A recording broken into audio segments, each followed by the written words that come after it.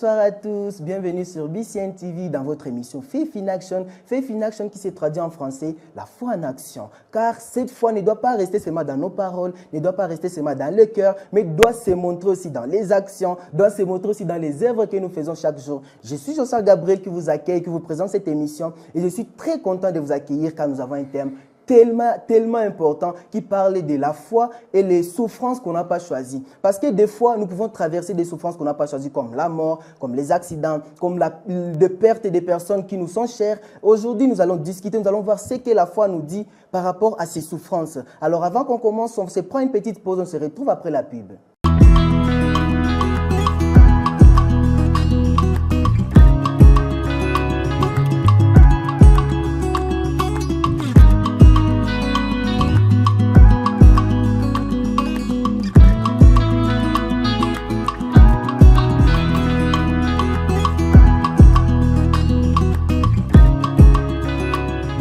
Merci beaucoup, bienvenue encore, welcome back dans Faith in Action dans votre émission. Alors, comme je l'ai dit, je suis Joshua Gabriel qui vous accueille et aujourd'hui, nous abordons un sujet qui parle de la foi et les souffrances qu'on n'a pas choisies. Parce que dans la vie, tous traversons des difficultés, tous traversons des choses qu'on n'a pas choisies. Peut-être aussi, nous pouvons traverser des choses qu'on a choisies. Mais aujourd'hui, nous allons voir ce que la foi nous dit dans tout ça. Alors, je ne suis pas seul sur ces plateaux, je suis accompagné les co-hosts Francky avec qui on va essayer un peu de discuter. Salut. On va voir, merci beaucoup Francky, on va voir ce que la foi nous dit concernant les souffrances qu'on n'a pas choisies. Bon, bienvenue Francky dans Faith in Action. Merci. J'espère que ça va. Oui, ça va. Merci beaucoup. On n'est pas seul qu'avec Francky aujourd'hui. On a une invitée avec qui on va essayer un peu de papoter. On va essayer un peu de discuter, de voir ce que la foi nous dit par rapport aux souffrances qu'on n'a pas choisies. Elle va essayer un peu de se présenter. Bienvenue. Salutations à vous tous. Mon nom c'est Jemima et je suis ravie d'être ici. Je suis leur sœur en Christ à mes deux frères en Christ ici présents et je rends gloire à Dieu de ma présence ici. Merci beaucoup. On est tellement bénis. Vraiment, c'est vraiment une très grande bénédiction d'avoir Jemima ici. Moi, j'essaie un peu de côtoyer Jemima, on essaie un peu de parler. Ça fait longtemps que je connais Jemima. Mais je sais qu'aujourd'hui, nous serons bénis parce que vraiment, je suis déjà chaud, Francky. Je ne sais pas ce que toi, tu t'en penses déjà. Ça sera chaud. Vraiment, merci Avec beaucoup. Jemima, vraiment, je crois que l'onction va descendre. Yes, nous l'espérons vraiment. Nous l'espérons vraiment que nous sortirons de cet épisode en ayant déjà la solution, en sachant déjà c'est quoi la foi, qu'est-ce que la foi dit par rapport aux souffrances que nous traversons. Alors aujourd'hui, c'est ça notre thème. Mais avant tout, il y a une question qui m'est venue. Je ne sais pas si soit Francky, soit Jemima, vous avez une réponse. Je me suis dit, mais la foi, que pensez-vous de la foi? La foi était là pour nous accompagner dans les souffrances, était là juste pour définir les souffrances que nous traversons, ou soit la foi est là pour, juste pour la foi. Je ne sais pas qu'est-ce que vous en pensez. Bon, c'est une question très importante que tu es en train de nous poser. Au fait, la foi en soi, dans la vie d'un chrétien ou d'une chrétienne, elle est là pour nous donner encore la force de continuer dans ces démarches, dans cette vie chrétienne qu'on a choisie.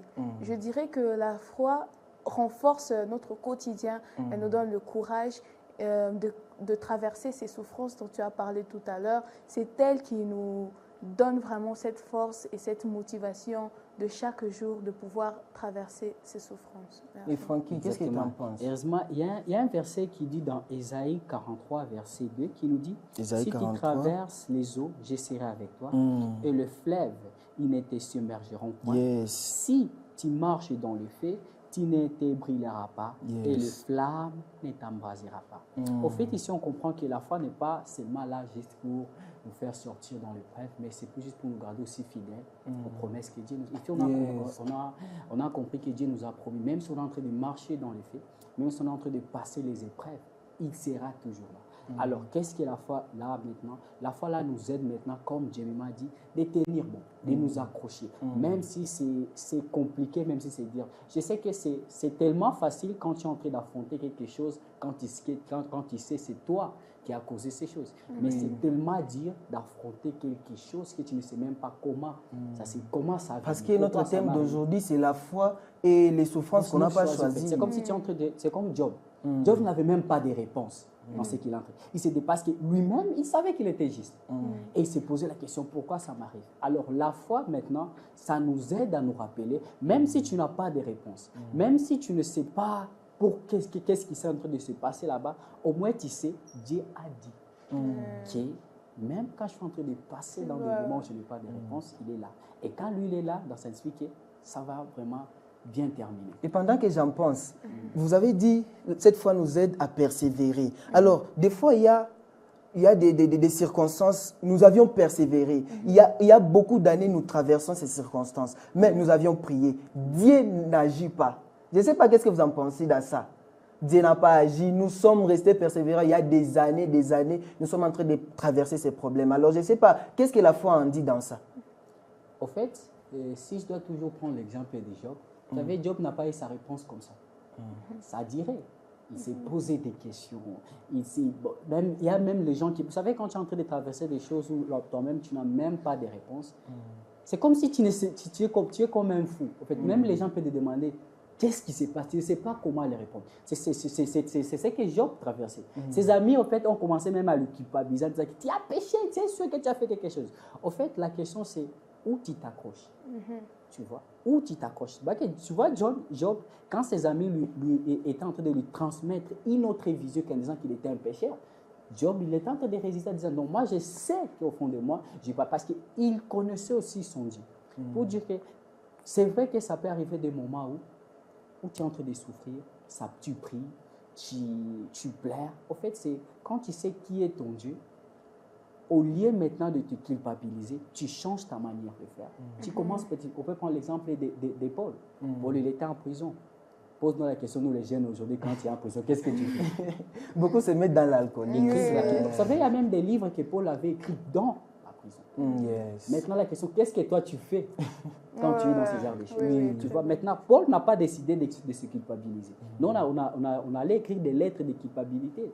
Tu sais, en prison, on ne mange même pas, il n'y a même pas de télé en prison. Tu sais, on dort par terre en prison. Mais Paul a choisi le contraire. Il a choisi parce qu'il connaissait son Dieu.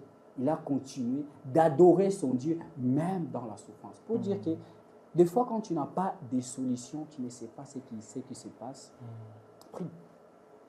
Mais tu as déjà prié, ça ne marche pas. Je vois des mots déjà dire quelque chose. Je ne sais pas qu'est-ce que tu en penses. En fait, ce que Francky vient de dire est très intéressant. Pourquoi? Quand il a parlé du fait qu'on doit s'attacher à quelque chose, au fait, notre marche avec Dieu, notre foi envers Dieu, c'est un chemin. Et qu'est-ce qu'il faut savoir tout d'abord? On n'a pas foi en Dieu au hasard. On doit avoir la foi qui doit nous accrocher. Alors, cette foi est accrochée par rapport à quoi? Maintenant, on doit savoir que cette foi souvent est accrochée par rapport à une promesse. Est-ce que la promesse d'avenir est plus grande que la souffrance que tu es en train de traverser, au fait?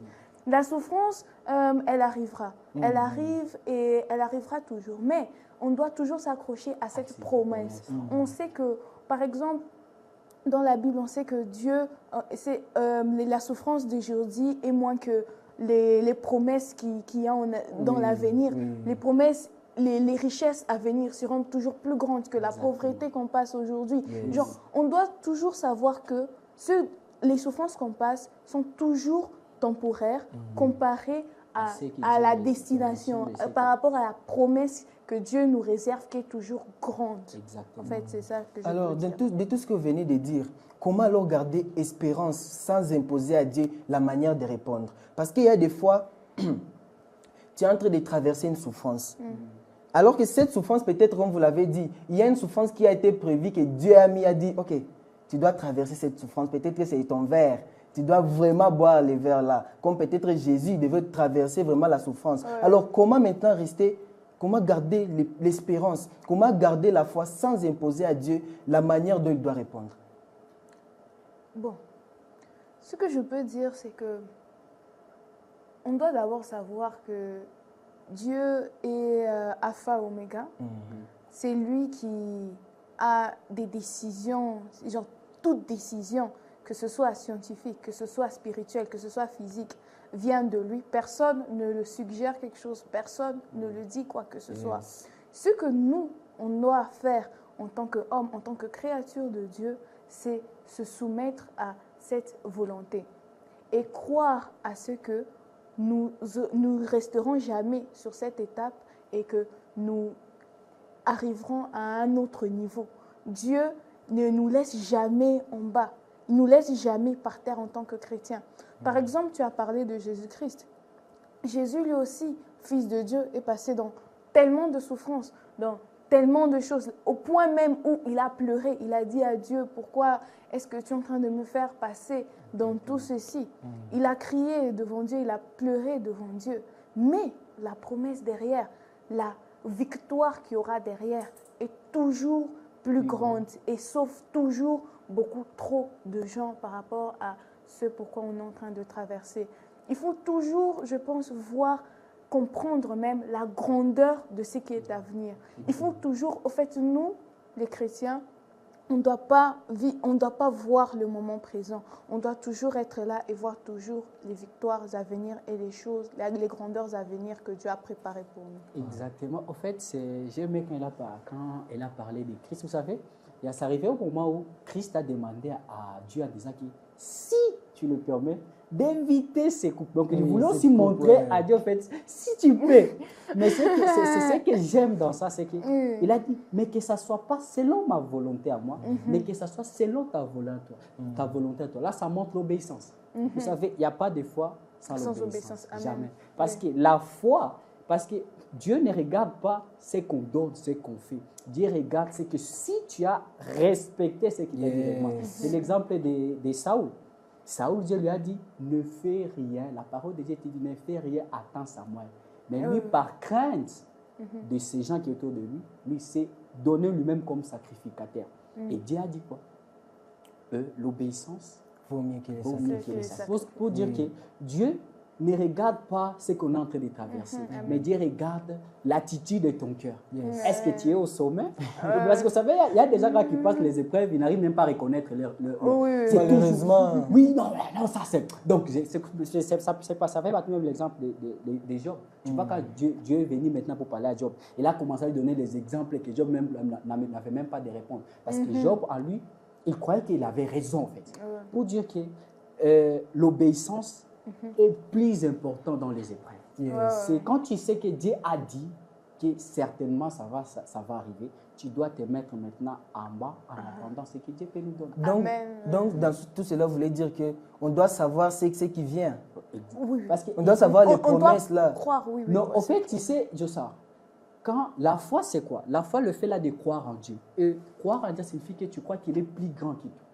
Tu vois. Et quand tu sais que Dieu est plus grand que tout, la foi te permettra maintenant de dire que je sais, même si je suis par terre, mais en lui que j'ai mis ma confiance est plus grand que toute chose. Pour dire que même si je suis par terre, lui, il peut venir me ramasser. Et quand tu sais qu'il est plus grand, tu ne peux pas aussi monter là où il est. Toi, tu dois te soumettre pour attendre ce que Dieu va te donner. Alors, comment garder cette espérance, comment garder cette foi sans imposer à Dieu la manière? Parce que nous savons que Dieu fait tout selon sa volonté. Alors, comment garder cette espérance sans imposer à Dieu sa façon, la façon de répondre, la façon d'agir? Écoute, je pense qu'il faut reconnaître la grandeur de Dieu. Oui. Si tu ne reconnais pas, tu seras toujours bloqué dans ce pourquoi tu es. Tu seras toujours bloqué. Si tu ne reconnais pas, si tu n'arrives pas à voir cela, tu seras toujours bloqué. Tu seras toujours bloqué par les choses physiques que tu vois. Parce qu'on passera toujours par des souffrances. Oui, on passera toujours. Mais est-ce qu'on est capable de reconnaître que notre Dieu est plus grand que cela? C'est là même l'essence de la foi. Est-ce qu'on est capable de reconnaître la grandeur de Dieu par rapport à ces situations? Lorsque on reconnaîtra cela, on pourra aller loin. Au fait, et comment reconnaître cela? Connaître Dieu à travers sa parole. Essayer un peu de se renseigner, de connaître Dieu. En passant plus de temps, je pense que Dieu nous révélera sa grandeur par le Saint-Esprit. Et je dirais aussi, comme je dis, c'est toujours par l'obéissance. Si tu veux avoir, parce que tu sais, comme on a dit le verset, Jésus a voulu demander à Dieu, si tu peux, tu peux enlever ces coupes ici. Mais j'ai aimé comme elle a dit à la fin. Mais que ce ne soit pas selon ma volonté, mais selon ta volonté. Ça montre encore l'obéissance. Pour dire, c'est vrai que je vais passer par ces choses ici. Et j'aime que tu puisses m'enlever dans ces choses. Mais je ne veux pas faire de moi-même. Si ces choses doivent partir, que ce soit de ta volonté, toi qui m'as mis dedans. Tu vois, ça montre l'obéissance politique. Si tu veux vraiment persévérer, si tu veux avoir, en fait, l'espérance, c'est dans l'obéissance. Tu dois être là où Dieu, quand tu sais, parce que Dieu lui-même, il nous dit, il ne peut pas nous mettre dans quelque chose là où on n'a pas la capacité de vaincre ou de s'en sortir dans ces choses. Quand tu sais que ce que je suis en train de traverser ici, ça vient de Dieu, et tu sais déjà que c'est lui qui m'a mis là-bas, il peut aussi m'enlever. Alors, pendant que vous en parlez, il y a un verset qui m'est venu en tête qui se trouve dans Philippiens, le chapitre 4, le verset 6 au verset 7. Je ne sais pas si Francky pouvait nous lire le Philippiens, chapitre 4, le verset 6 au verset 7. Parce que pendant que Dieu est en train d'en parler, il y a les trucs là, il y a une place là dans Philippiens où on dit ne vous inquiétez de rien. Je ne sais pas si vous pouvez lire là-bas. La parole nous dit ne vous inquiétez de rien, mais en toute chose, faites connaître vos besoins à Dieu. Ou par des prières et des supplications avec des actions, des grâces. Au fait, tu sais, avec ce verset ici, c'est ce que je voulais dire. Au fait, c'est quand tu sais qui est Dieu et tu sais sa grandeur, ça change aussi ta façon de penser. C'est ce que l'exemple que j'avais donné de Paul. Paul, il était en prison. Et tu sais, quand on est en prison, c'est quelque part là où on est isolé. On nous prive au fait de nos droits, on nous prive peut-être de tout au fait. Parce que là, c'est comme si on te prive du monde, des conforts, tu vois. Mais quand il était dedans, il avait les droits de se plaindre. Il avait les droits, n'est-ce pas? Malheureusement, c'est ça ce que nous vivons. Exactement. Mais lui, au lieu de ça, parce qu'il connaissait son Dieu. Alors, au lieu de se plaindre, lui, il a commencé à adorer Dieu. Tu vois, pour dire qu'il y a des fois quand tu passes dans le problème, au lieu de commencer à dire « Non, pourquoi ça m'arrive ?» Adore Dieu. Et aussi, rendre grâce parce que tu es encore en vie. Vous savez, Jésus, quand le pain, il n'y avait pas de pain, Jésus n'a pas dit « Seigneur, regarde, il n'y a que des pains ici. » Non, il a dit, il a rendu grâce à Dieu. Pour Dieu. Le fait là d'abord de reconnaître qu'il y en a d'abord, même si ce n'est pas assez, même si ce n'est pas ce que je voulais, le fait de dire « Seigneur, je sais que ce n'est pas ce que je voulais, mais le pain ici, merci. » Ça change aussi des choses. Donc on doit dire merci à Dieu pour les souffrances qu'on a fait. Oui, parce que tu es encore en vie. Le fait là, parce que vous savez... Mais c'est difficile. Oui, je sais que c'est difficile. Je ne peux pas te mentir. C'est très difficile. Dis merci parce qu'on t'a tapé. Oui. En fait, tu sais, Joseph, c'est ça même, je dis que c'est ça même être à l'image de Dieu. Vous savez, Jésus, quand on était en train de lui cracher sur lui, on lui frappait, on lui tabassait, au lieu de maudire, lui, il était en train de bénir. Vous savez, en fait, c'est ça même l'image de Dieu. Je sais que passer quelque chose que tu n'as pas, tu ne sais même pas comment ça arriver, c'est vrai, c'est dur. Je ne peux pas te dire que c'est facile, mais c'est très dur. Tu n'as rien choisi, tu n'as rien choisi. Imagine, tu es avec, je vais prendre l'exemple d'une maman, son enfant juste était parti à l'école, et arrivé en cours de route, on l'a cogné. Ça fait mal, ça fait mal. Au fait, maintenant, là, ça dépend maintenant de quel Dieu tu connais, en fait. Vous savez, Abraham, Dieu lui a donné un enfant. C'est vraiment intéressant. Et puis Dieu lui avait dit, cet enfant ici, c'est lui qui va maintenant, vraiment, c'est l'enfant unique d'Abraham. Mais Dieu est venu encore lui dire, donne-moi cet enfant. Vous savez, il y a des gens, quand ils lisent la Bible, ils pensent que c'était facile pour Abraham. Non, ce n'était pas facile. C'était pas facile. Même, imagine, il n'a même pas dit à Sarah que je pars donner l'enfant. Même l'enfant qui sait ce qu'il savait. La Bible dit, Abraham se disait à lui-même que si le Dieu que j'adore, il était capable de me donner l'enfant à cet âge ici, je crois que le même Jésus sera capable de ressusciter. Imagine, à cette époque-là, Dieu n'avait pas encore ressuscité personne. Mais à cause de sa foi, il a imaginé en disant non, si Dieu a donné l'enfant à Sarah, il était en ménopause, pas double. Mais là, oui, il avait déjà... C'était déjà dépassé, c'était dans les 80 là-bas, tu vois. Mais si Dieu il a été capable de donner à Sarah l'enfant, je suis sûr qu'il sera aussi capable de ressusciter l'enfant. Vous savez, c'est ce qu'on est en train de dire. Là, ça dépend de quel Dieu tu connais et où et baser ta foi. Vraiment, c'est intéressant. Jusqu'à ce que je me posais des questions. Donc, ça veut dire que il faut d'abord connaître son identité. Exactement. Donc, tu peux traverser les souffrances, mais si tu connais ton identité, tu connais qui tu es, Exactement. tu n'auras peur de rien, c'est ça? En fait, c'est ce que j'ai dit, que la foi relève au fait les goûts. Vous savez, le sel, hein, les sels ne donnent pas les goûts à la viande. Les sels relèvent juste les goûts qui étaient dans la viande. Et la foi, maintenant, lui, il vient juste relever les goûts de ce que tu es en train de passer. C'est ce que je donnais l'exemple même de Paul, ou même l'exemple même d'Étienne. Étienne, on était en train de lui persécuter. En ce moment-là, moi, si c'était moi, ça n'en parle même pas. Pourquoi aide-moi, la Bible on a envie de te lapider. La Bible dit, il ne regardait pas ce qui s'est passé autour de lui. Ses yeux étaient fixés sur lui. Et la Bible dit, sa face rayonnait. Vous dites que quand il avait mis sa confiance en Dieu, la foi en lui, ça lui a vraiment relevé qui il était réellement. Ça a révélé au fait sa foi et son identité. Jusqu'à tes plaies, j'ai été étonné au fait. Comment se fait-il quelqu'un est en train de lui faire du mal? Mais c'est étonnant quand même. Au lieu de pleurer, la Bible dit il était heureux. Quand même, c'est étonnant. La Bible dit il regardait et il voyait Jésus dans le ciel. Tu vois, pour dire que la foi est là juste pour révéler les goûts de notre souffrance. C'est pour cela quand la foi révèle les goûts de notre souffrance, au lieu de te culpabiliser, toi tu adores. Au lieu de te plaindre, toi tu pries.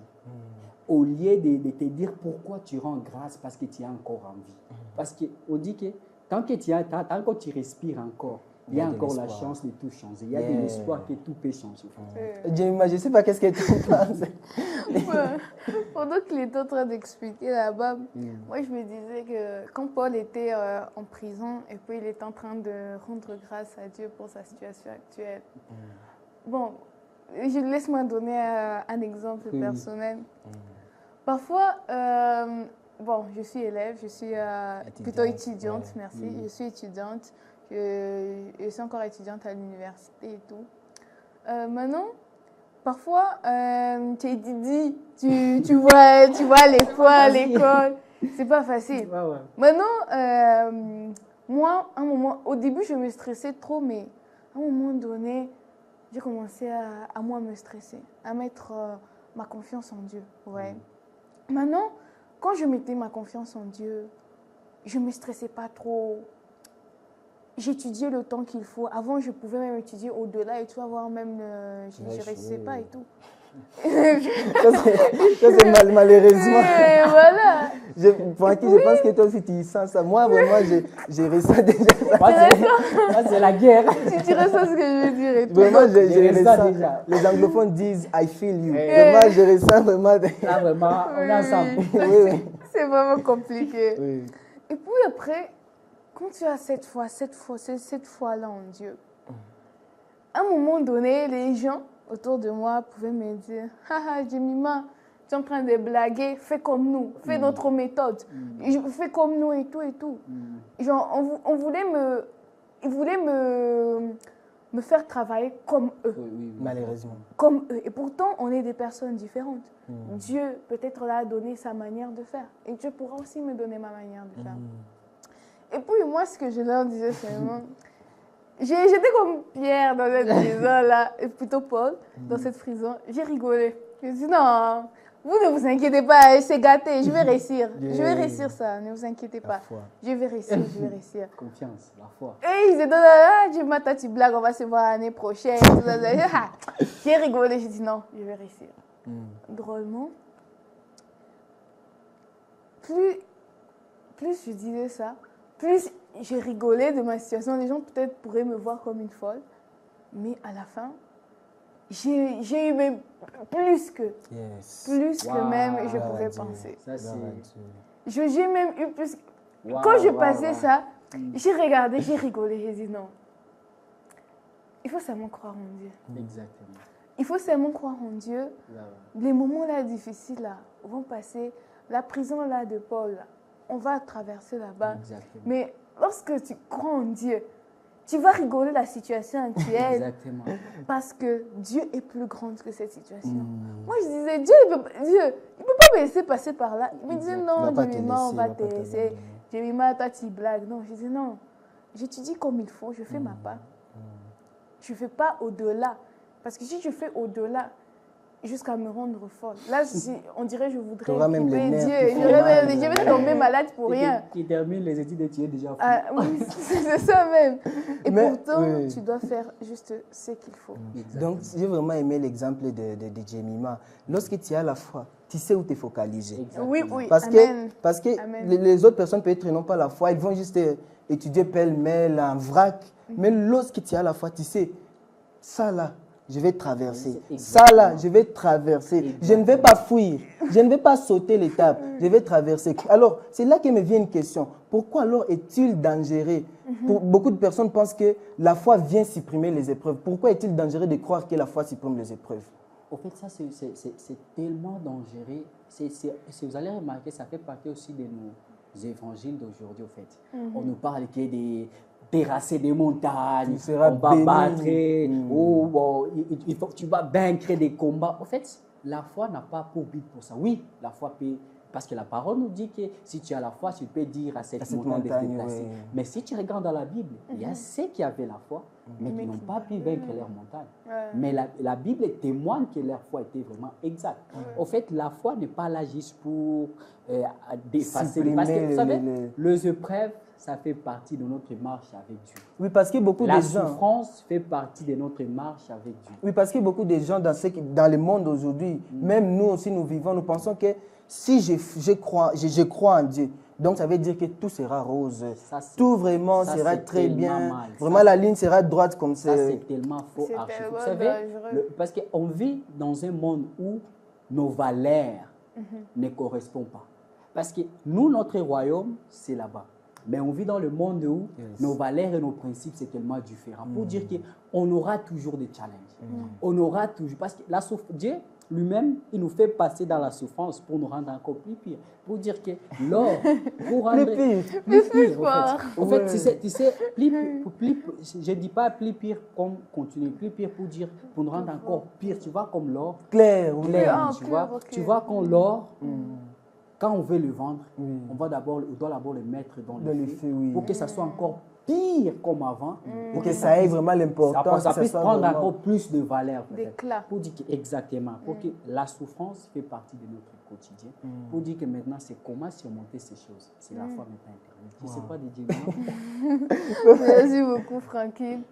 En tout cas, c'est vraiment, cette question est très importante parce que c'est vraiment trop dangereux de même, comme il a dit, de prêcher que quand tu vas entrer dans Christ, tout sera rose. Parce que tu as la foi. Oui, parce que tu as la foi, tout sera rose, tous tes problèmes vont être résolus. Non.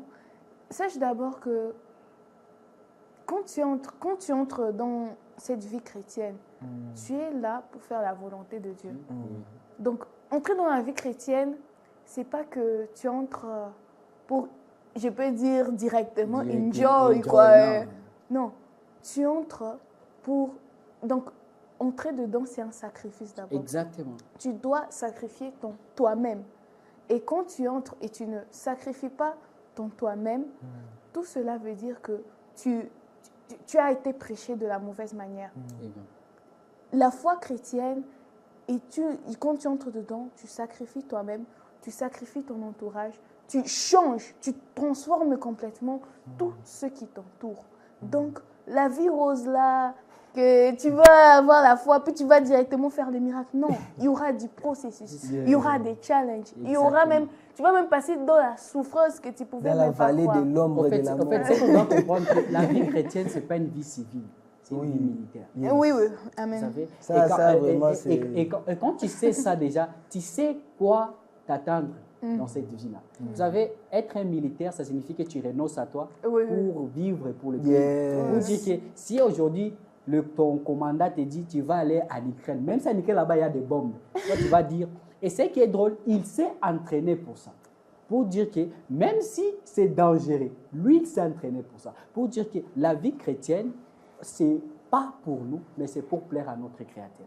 Parce qu'on n'a pas été créé pour vivre à nous-mêmes, pour nous plaire à nous-mêmes, mais pour plaire à celui qui nous a créés. Yes. Amen. Alors, je ne sais pas si tu peux... Qu'est-ce que la Bible en dit dans tout cela? Si tu ne peux pas avoir un verset qui peut essayer un peu de nous... Parce que c'est vraiment difficile. Oui, je ne sais pas si tu peux avoir... Il y a un verset qui nous dit dans Jean 16, verset 33, « Je vous dis ces choses, afin que vous soyez en paix en moi. Vous aurez des tribulations. Si c'est Christ, hein? Ce n'est pas Paul, ce n'est pas Jean, c'est Christ qui nous dit. Laisse-moi répéter encore. Je vous dis ces choses, afin que vous soyez en paix. Donc, il vous avertit d'avance en disant qu'il faut être en paix, que vous aurez quoi? Des tribulations dans le monde. Mais prenez courage. J'ai vaincu le monde. Donc, dans tout cela, nous avons déjà la ferme assurance que malgré que nous pouvons traverser les difficultés, malgré que nous pouvons traverser des vallées de l'ombre et de la mort, nous sommes victorieux. Oui, on a la promesse de la victoire. Exactement. Donc, tout ce qu'on traverse, je peux pas vraiment dire que c'est une formalité, mais c'est pas ça la fin. La victoire, peu importe, imaginez, peu importe ce qu'on traverse, peu importe les souffrances, peu importe la pauvreté, on a la promesse de la victoire. Et c'est là-bas là où on doit le verset là m'a tellement béni.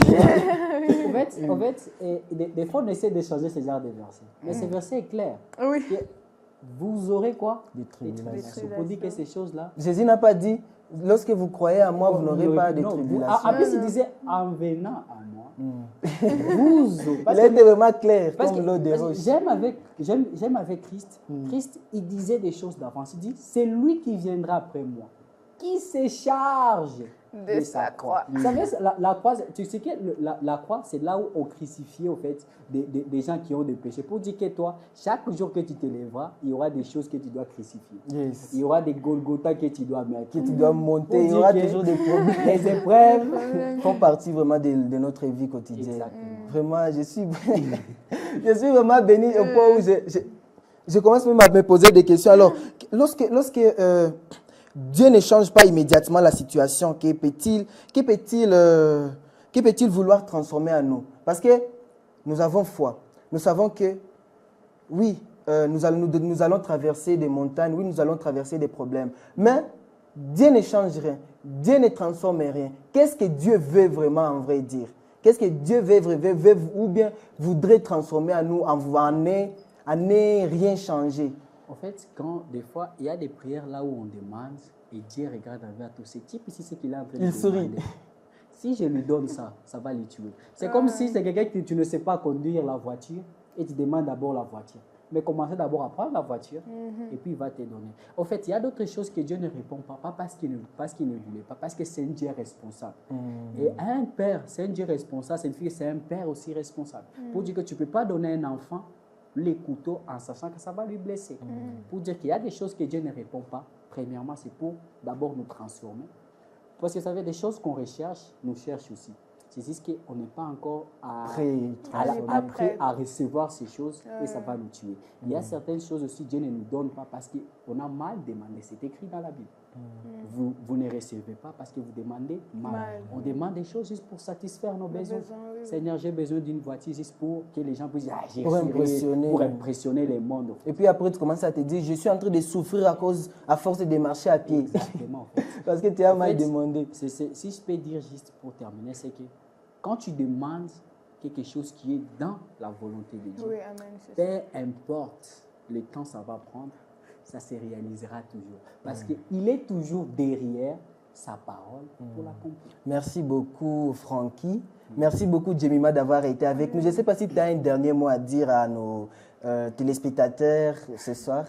Bon, en tout cas, je rends grâce à Dieu pour cette émission qui m'a permis de pouvoir être là. Et aussi Dieu qui m'a permis de pouvoir être là, bien sûr. En fait, tout ce que je pourrais vous dire à vous tous, c'est de prendre courage. Dieu, il réalise toujours les promesses qu'il dit. Les situations que nous traversons aujourd'hui, ce sont des situations temporaires.